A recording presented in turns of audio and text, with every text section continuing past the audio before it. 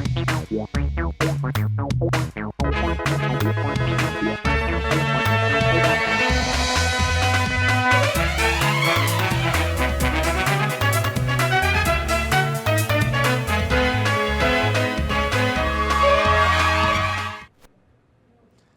आप देख रहे हैं राष्ट्रीय समाचार और मैं हूं आपके साथ प्रिया पांडे। पहले एक नजर हेडलाइंस पर। बिहार भाजपा अध्यक्ष संजय सरावगी बोले, सोमनाथ स्वाभिमान पर्व पर हजारों वर्षों बाद भी मंदिर खड़ा, गौरव का दिन, प्रधानमंत्री भी रहे मौजूद। भाजपा प्रवक्ता प्रभाकर मिश्रा बोले, बिहार पंचायत चुनाव में पारदर्शिता और सुरक्षा के लिए फेशियल रिकॉग्निशन और सीसीटीवी की तैयारी। केंद्रीय मंत्री चिराग पासवान की पहली प्रेस कॉन्फ्रेंस, नववर्ष की शुभकामनाएं, विपक्ष पर हमला और बांग्लादेश में हिंदुओं पर हो रहे अत्याचार पर चिंता।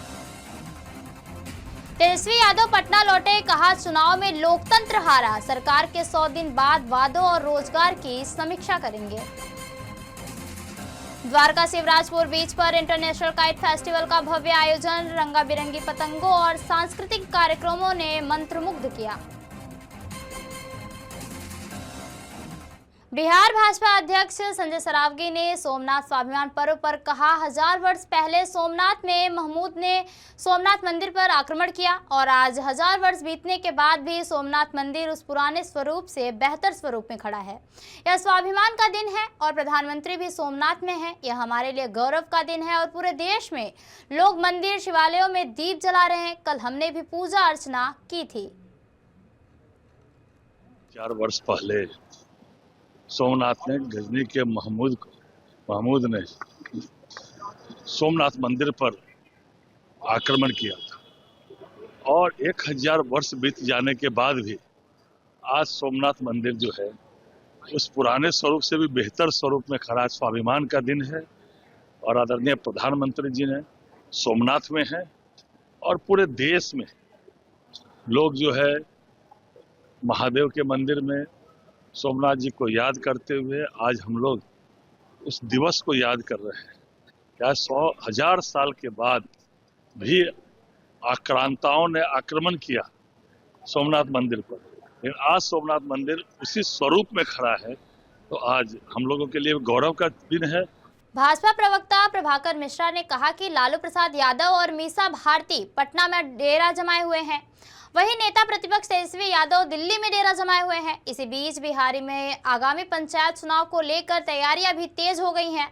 इसी चुनाव प्रक्रिया को पहले से अधिक पारदर्शी और सुरक्षित बनाने के उद्देश्य से सरकार ने तकनीक का इस्तेमाल का फैसला किया है। पंचायत चुनाव के दौरान प्रत्येक बूथ पर फेशियल रिकॉग्निशन सिस्टम लगाया जाएगा, जिससे मतदाताओं की पहचान मशीन के माध्यम से सुनिश्चित की जाए। इसके अलावा सभी मतदान केंद्रों पर भी सीसीटीवी कैमरे भी लगाए जाएंगे ताकि फर्जी मतदान और दोबारा वोटिंग पर प्रभावी रोक लगा जा सके। नहीं, भगोड़े की तरह व्यवहार कर रहे हैं। जब पार्टी संकट में है, विधायक असमंजस में है, तब तेजस्वी यादव दिल्ली में एसी कमरे में बैठे हैं। ये साफ संकेत है कि उन्हें न तो अपने विधायकों पर भरोसा है न संगठन पर। लालू यादव जी और मीसा भारती जी पटना में डटे हैं और तथाकथित उत्तराधिकारी दिल्ली में छिपे हुए। दरअसल तेजस्वी यादव पार्टी टूटने का तमाशा देखना चाहते हैं ताकि जिम्मेवारी से बच सके। परिवार के अंदरूनी संघर्ष ने उन्हें इतना घायल कर दिया है कि अब बिहार की राजनीति से उनका सीधा सामना करने का साहस खत्म हो चुका है। बिहार को भागे हुए युवराज नहीं, मजबूत नेतृत्व चाहिए। अभी आपने सुना भाजपा प्रवक्ता प्रभाकर मिश्रा का बयान और अब खबरों में आगे बढ़ते हैं और अगली खबर पटना से। लैंड फॉर जॉब मामले में लालू परिवार समेत 41 लोगों के खिलाफ केस चलाने की अनुमति दिए जाने पर लोजपा रामविलास के विधायक सोनू सिंह ने कहा कि यह पूरी तरह न्यायालय का विषय है, इस पर राजनीतिक टिप्पणी करना उचित नहीं है। उन्होंने कहा कि कानून अपना काम करेगा। वहीं बिहार में एनडीए सरकार को लेकर सोनू सिंह ने दावा किया कि मौजूदा सरकार के कार्यकाल में उद्योगपति बिहार में निवेश करने के लिए इच्छुक हैं और राज्य में उद्योग लगाने का माहौल भी बन रहा है। यह हाई कोर्ट और न्यायालय का मामला है, यह न्यायालय ही देखेगा। हम लोग चाहते हैं कि हमारा बिहार आगे बढ़े और हमारी सरकार निरंतर बिहार प्रदेश में आगे बढ़ाने में, रोजगार के क्षेत्र में देख रहे हैं कि बाहर से उद्योगपतियों को बुलाया जा रहा है और लैंड मामले में जो न्यायालय का आदेश होगा वह सर्वोपरि है। आरजेडी वाले कह रहे हैं कि न्यायालय पर भी बीजेपी का दबाव है, इस तरीके से निर्णय लिया जा रहा है। देखिए, न्यायालय पर किसी का दबाव नहीं होता है। निरंतर आप देख रहे हैं जो उचित न्याय होता है, जो गलत करेगा तो गलत होगा, सही करेगा तो सही होगा। लैंड फॉर जॉब मामले में कोर्ट द्वारा लालू परिवार समेत 41 लोगों के खिलाफ मुकदमा चलाने का फैसले के बाद भाजपा एमएलसी सच्चिदानंद राय ने कहा कि यह तो होना ही था और सभी को पहले से पता था कि एक न एक दिन न्यायालय संज्ञान लेगा। उन्होंने कहा कि अब जब अदालत ने संज्ञान ले लिया है तो आगे कार्रवाई तय है। वहीं संसदीय फंड का उपयोग न करने वाले सांसदों के सवाल पर सच्चिदानंद राय ने कहा कि सिर्फ 5 या 6 नहीं बल्कि इससे भी ज्यादा सांसद हैं जिन्होंने अपने संसद निधि का इस्तेमाल नहीं किया है। उन्होंने स्पष्ट किया कि सरकार ऐसे मामलों में कार्रवाई करेगी और संबंधित फंड की भी मांग की जाएगी।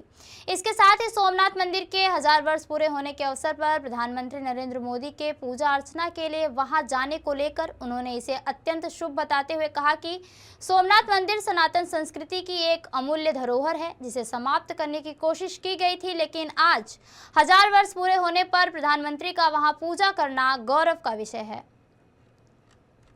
इसमें नया क्या है? वो भी मामला चल रहा था, सबको पता ही है कि सच है। अभी न्यायालय ने संज्ञान ले लिया, आरोप तय कर दिया, बस इतना ही फर्क है। बिहार के 40 एमपी हैं जिसमें से 5-6 ऐसे एमपी हैं जिन्होंने फंड तो संसदीय कार्य का उठाया लेकिन उन्होंने काम नहीं किया, जिसमें लालू यादव की बेटी भी शामिल है, मीसा भारती। हाँ, ये तो है, बहुत से ऐसे लोग हैं। अपने 5-6 का नाम लिया, अब शायद उनका ज़्यादा ही हो, क्योंकि जिस काम के लिए एमपी लैड फंड मिलता है उस पर इस्तेमाल नहीं करते अथवा इस्तेमाल ही नहीं करते, ऐसा है। जब सोमनाथ मंदिर का पुनर्जीवन हुआ 1000 वर्ष बाद आज प्रधानमंत्री नरेंद्र मोदी वहाँ पूजा करने के लिए गए। सांस्कृतिक पुनरुत्थान के लिए प्रधानमंत्री नरेंद्र मोदी जी काफ़ी कार्य कर रहे हैं। हमें नहीं पता था कि 1000 वर्ष पूर्व जो है सोमनाथ मंदिर के स्तर पर ध्वंस किया गया था, हजारों की संख्या में हिंदू मारे गए, सनातनी मारे गए थे, और उसके बाद कई बार वो आतंक वहाँ पर देखने को मिला था। उस बात को याद दिलाना बिल्कुल सही बात है। हमारी पीढ़ी को जानना चाहिए, हमारे आने वाली पीढ़ी को जानना चाहिए कि अगर आप सतर्क नहीं रहेंगे तो आपके साथ क्या क्या हो सकता है, किस तरह के विध्वंस और किस तरह का अत्याचार किए जा सकते हैं। 1 फरवरी को देश का आम बजट भी आने वाला है। बजट होगा बड़ा, मैंने विकासोन्मुखी होगा। सोमनाथ मंदिर के 1000 वर्ष पूरे होने के अवसर पर प्रसिद्ध कथावाचक मुरारी बापू ने अपनी प्रतिक्रिया में सनातन धर्म की अमरता पर जोर दिया। उन्होंने कहा कि सोमनाथ की मूर्ति भले ही टूटी हो लेकिन उसका स्वरूप कभी भी नहीं टूटा, यही सनातन धर्म की शक्ति है। मुरारी बापू ने कहा कि ऐसे ज्योतिर्लिंग सनातन परंपरा की शासकता का प्रतीक है। उन्होंने प्रधानमंत्री नरेंद्र मोदी के संदेश का उल्लेख करते हुए कहा कि हम सभी को शांति और सद्भाव के साथ मिलकर रहना चाहिए। साथ ही उन्होंने यह भी कहा कि भविष्य में दुनिया में फिर ऐसी घटनाएं ना हो, इसके लिए समाज को एकजुट होकर चलना होगा। हमारे लिए बहुत गौरव और गर्व की बात है कि 1000 साल हो गई, मूर्त तोड़ी गई थी लेकिन सूरत नहीं तोड़ी गई, तो ये हमारे लिए गौरव की सनातन धर्म के लिए, हिंदुत्व के लिए। और हमारे आदरणीय प्रधानमंत्री वहाँ गए समय पर, बहुत अच्छा। सर, मोहन भागवत ने कहा है सर कि अगर भारत को विश्व गुरु बनाना है तो हिंदुओं को एकजुट होना पड़ेगा। पूरे भारत को एकजुट होना होगा, सबको एकता और नेकता आनी चाहिए। और ये भारत तो मूलतः तो जो सनातन धर्म का देश है, इन सबको एक होना चाहिए विश्व के कल्याण के लिए। ये सब एक होंगे तो जगत का बहुत अच्छा होगा, शुभ होगा। सर, बिहार आके कैसा लगा सर? बिहार तो बुद्ध की भूमि है, महावीर की भूमि, लोकनायक जयप्रकाश की भूमि, राजेंद्र बाबू की भूमि है। इतनी महिमावंत भूमि है, तो मैं जब आता हूँ मुझे बहुत अच्छा लगता है। ये यात्रा भी मेरी बहुत अच्छी रही, बहुत अच्छी रही। मधुबनी जिले के सौराठ गांव स्थित सोमनाथ मंदिर में भव्य पूजा पाठ का आयोजन किया गया। इस अवसर पर पर्यटन मंत्री अरुण शंकर प्रसाद और एमएलसी घनश्याम ठाकुर ने पूजा में भाग लिया। मोहम्मद गजनी ने आक्रमण के 1000 वर्ष पूरे होने के उपलक्ष्य में आयोजित इस कार्यक्रम में दर्जनों विद्वान मंत्रोच्चार के साथ भगवान शिव का जलाभिषेक किया। मंदिर परिसर में प्रधानमंत्री नरेंद्र मोदी का भाषण भी सीधा प्रसारित किया गया, जिसे हजारों भक्तों ने ध्यानपूर्वक सुना। कार्यक्रम में उपस्थित पर्यटन मंत्री अरुण शंकर प्रसाद ने कहा कि प्रधानमंत्री मोदी विश्व के लोकप्रिय नेता हैं जो हमारी संस्कृति और विलुप्त होती सांस्कृतिक धरोहर को संरक्षित करने का कार्य कर रहे हैं और इसके लिए उन्हें हार्दिक धन्यवाद दिया है। 4 वर्ष पहले उस सोमनाथ मंदिर को गिरा दिया था। आप जानते हैं कि मुगल काल में जिस तरह से सभी मंदिरों को तोड़ा जा रहा था, उसमें सोमनाथ को भी ध्वस्त कर दिया गया। और उस समय हमारे यही मिथिला के पुजारी जो थे वहाँ, उन्होंने वहाँ से शिवलिंग लेकर और वहाँ से चल पड़े थे चुपचाप, और उन्होंने मब्बी में आकर रुका जहाँ वो विलीन हो गए। फिर वो यहाँ आए और उनको स्वप्न मिला, और उस स्वप्न के आधार पर इस सोमनाथ मंदिर का इस सौराठ में जो गंगापुर पहले कहा जाता था, वहाँ उसको स्थापित करके उन्होंने ये साबित कर दिया कि जिस प्रकार से द्वादश ज्योतिर्लिंग की महिमा, केदारनाथ की पूजा तभी पूर्ण होती है जब पशुपतिनाथ की पूजा होगी, और उसी प्रकार अब ये रहस्य उद्घाटित हो चुका है भारत के यशस्वी प्रधानमंत्री जी द्वारा कि जो सोमनाथ में पूजा करेगा वो सौराठ में भी आके सोमेश्वर महादेव, सोमनाथ महादेव की पूजा करेगा, तभी द्वादश ज्योतिर्लिंग का फल प्राप्त होगा। ये बात अब प्रकाश में आ गई है। केंद्रीय मंत्री चिराग पासवान ने नई साल की पहली प्रेस कॉन्फ्रेंस में जनता को नववर्ष की शुभकामनाएं दी और बीते सालों की तुलना में यह साल खुशहाली और विकास से भरपूर होने की कामना भी की। प्रेस कॉन्फ्रेंस में उन्होंने बिहार प्रदेश पार्टी से जुड़े कई महत्वपूर्ण विषयों पर चर्चा की। चिराग पासवान ने विपक्ष की आलोचना करते हुए कहा कि पिछले कुछ वर्षों से डर और भय फैलाने की राजनीति की जा रही है। खासकर कांग्रेस ने सीए जैसे कानून पर भ्रम फैलाया और आगजनी जैसी घटनाओं को बढ़ावा दिया। उन्होंने बांग्लादेश में हिंदुओं पर हो रहे अत्याचार पर चिंता व्यक्त की। इसके साथ ही चिराग पासवान ने मुख्यमंत्री नीतीश कुमार से मुलाकात कर उन्हें नववर्ष की बधाई दी और कहा कि नई ऊर्जा और नई सोच के साथ सभी को योगदान देकर एक विकसित भारत बनाने की दिशा में काम करना चाहिए। एक तो पहली बात तो नववर्ष में ये मेरी जिम्मेदारी बनती है पार्टी का राष्ट्रीय अध्यक्ष होने के नाते कि मैं तमाम अपने विधायकों के साथ बैठकर न सिर्फ नववर्ष की शुभकामनाएं बल्कि आने वाला साल, अब ये महत्वपूर्ण समय है। ऐसे में मेरे विधायकों की जिम्मेदारी उनके क्षेत्र के लोगों के प्रति, मेरे पार्टी के प्रति, पार्टी के संगठन के प्रति, ये तमाम विषय हैं जिसको लेकर अब मुझे लगता है चीजों को स्ट्रीमलाइन करना जरूरी है। देखिए, भारत रत्न पे मैंने कहा कि भारत रत्न देश का सर्वोच्च सम्मान है और इस सम्मान को देने के लिए आधार पहले से ही तय है। समय समय पर हर किसी ने अपने नेता के लिए, अपनों के लिए इसकी मांग करने का काम किया और समय समय पर अलग अलग सरकारों ने बड़े बड़े लोगों को इस सम्मान से सम्मानित करने का काम किया जिन्होंने अलग अलग क्षेत्र में महत्वपूर्ण योगदान दिया। ऐसे में ये आवाज मुख्यमंत्री जी की पार्टी के द्वारा भी उठी है। मैं ये मानता हूं कि अगर आधार की बात करें तो वो काबिलियत जरूर है, पर ऐसे में ये फैसला कब होगा, कैसे होगा, ये मुझे लगता है कि ये सरकार का विशेषाधिकार है। सरकार के समक्ष लोग अपनी बातों को रखें, परंतु गतवा फैसला सरकार के द्वारा ही लिया जाए। अभी आपने सुना केंद्रीय मंत्री चिराग पासवान का बयान और खबरों में आगे बढ़ते हैं और अगली खबर पटना से। तेजस्वी यादव विदेश दौरे से लौटकर आज पटना पहुंचे। एयरपोर्ट पर मीडिया से बातचीत में उन्होंने सभी को नववर्ष की शुभकामनाएं दी। उन्होंने बिहार विधानसभा चुनाव में हुए हालात पर चिंता जताते हुए कहा कि आम जनता की हार नहीं गई है बल्कि लोकतंत्र की हार हुई है और मशीनों के माध्यम से चुनाव जीता गया है। तेजस्वी यादव ने आरोप लगाया कि छल कपट से चुनाव परिणाम तय किया गया है और बिहार में नई सरकार बनने की प्रक्रिया पूरी जनता के सामने है। उन्होंने कहा कि मौजूदा सरकार के 100 दिन पूरे होने तक वो चुप रहेंगे, लेकिन इसके बाद माँ बाप और बहनों को 2-2 लाख रुपए देने, 1-1 करोड़ युवाओं को रोजगार देने और जिलों में किए गए विकसित कार्यों की वास्तविकता पर भी ध्यान देंगे। तेजस्वी यादव ने जोर देकर कहा कि सरकार को अपने घोषणा पत्र में किए गए वादों को जमीन पर अमल लाना होगा।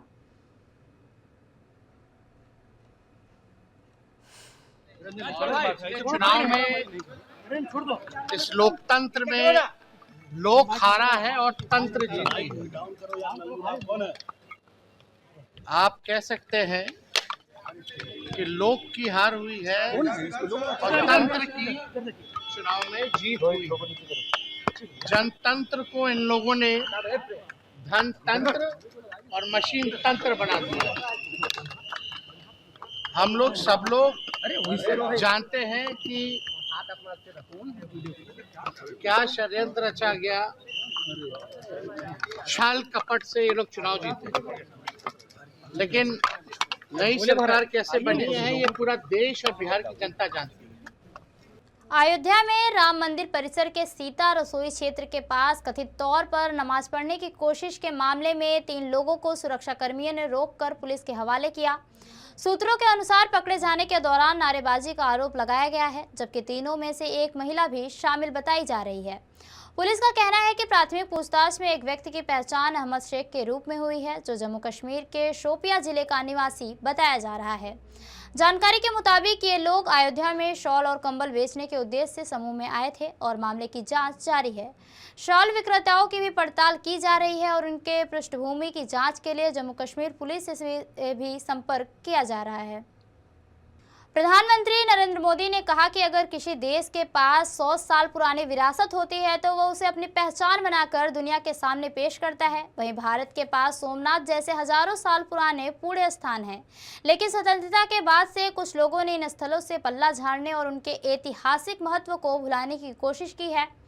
पीएम मोदी ने बताया कि सोमनाथ की रक्षा के लिए देश ने कई बलिदान दिए हैं और मंदिरों से जुड़े अनेक नायकों का इतिहास अमूल्य है। उन्होंने कहा कि दुर्भाग्यवश इसे कभी पर्याप्त महत्व नहीं दिया गया और कुछ राजनेताओं तथा इतिहासकारों ने आक्रमण के इतिहास को व्हाइट वॉश करने का प्रयास भी किया। प्रधानमंत्री ने सोमनाथ के ऐतिहासिक और सांस्कृतिक महत्व पर जोर देते हुए इसके संरक्षण और सम्मान की आवश्यकता पर प्रकाश डाला है। देखते हैं, अगर कहीं किसी देश के पास कुछ 100 साल पुरानी विरासत होती है, वो देश उसे अपनी पहचान बनाकर दुनिया के सामने प्रस्तुत करता है। वहीं भारत के पास सोमनाथ जैसे हजारों साल पुराने पुण्य स्थान है। ये स्थान हमारे सामर्थ्य, प्रतिरोध और परंपरा के पर्याय रहे हैं, लेकिन दुर्भाग्य से आजादी के बाद गुलामी की मानसिकता वाले लोगों ने उनसे पल्ला झाड़ने की कोशिश की। उस इतिहास को भुलाने के कुत्सित प्रयास हुए। हम जानते हैं सोमनाथ की रक्षा के लिए देश ने कैसे कैसे बलिदान दिए थे। रावल कन्नड़दे जैसे शासकों के प्रयास, वीर हमीर जी गोहिल का पराक्रम, बेगड़ा भील का शौर्य, ऐसे कितने ही नायकों का इतिहास सोमनाथ मंदिर से जुड़ा है। लेकिन दुर्भाग्य से इन्हें कभी उतना महत्व नहीं दिया गया, बल्कि आक्रमण के इतिहास को भी कुछ इतिहासकारों और राजनेताओं द्वारा व्हाइट वॉश करने की कोशिश की गई। मजहबी उन्माद की मानसिकता को केवल साधारण लूट बताकर ढंकने के लिए किताबें लिखी गई। सोमनाथ मंदिर एक बार नहीं, बार बार तोड़ा गया। अगर सोमनाथ पर आक्रमण केवल आर्थिक लूट के लिए हुए होते तो 1000 साल पूर्व पहली बड़ी लूट के बाद रुक गए होते, लेकिन ऐसा नहीं हुआ। सोमनाथ के पवित्र विग्रह को तोड़ा गया। श्रीमद विजय रत्न सुंदर सूरेश्वर जी महाराज की 500वीं पुस्तक के विमोचन के अवसर पर प्रधानमंत्री नरेंद्र मोदी ने एक वीडियो संदेश दिया। संदेश में उन्होंने कहा कि यह अवसर उन्हें नवकार महामंत्र दिवस पर दिए गए 9 आग्रहों और संकल्पों को दोहराने का मौका मिलता है। उन्होंने लोगों से पानी बचाने, एक पेड़ मां के नाम लगाने, स्वच्छता अभियान में भाग लेने, साथ ही वोकल फॉर लोकल को अपनाने, देश दर्शन करने और नेचुरल फार्मिंग को अपनाने, हेल्दी लाइफस्टाइल अपनाने और योग और खेल को जीवन में शामिल करने तथा गरीबों की मदद करने का संकल्प लेने की भी अपील की। पीएम मोदी ने इन संकल्पों को सामाजिक और व्यक्तिगत जीवन में लागू करने पर जोर देते हुए इसे राष्ट्र और समाज के विकास के लिए महत्वपूर्ण बताया। हमारे जैन दर्शन का सूत्र है, परस्पर उपग्रहो जीवानाम, यानी हर जीवन दूसरे जीवन से जुड़ा है। जब हम इस सूत्र को समझते हैं तो हमारी दृष्टि व्यष्टि से हटकर समष्टि से जुड़ जाती है। हम व्यक्तिगत आकांक्षा से ऊपर उठकर समाज, राष्ट्र और मानवता के लक्ष्यों की ओर सोचने लगते हैं। इसी भावना के साथ मैं आपके बीच, आप सबको याद होगा, नवकार महामंत्र दिवस पर भी आया था। उस आयोजन में चारों फिरके एक साथ जुटे थे।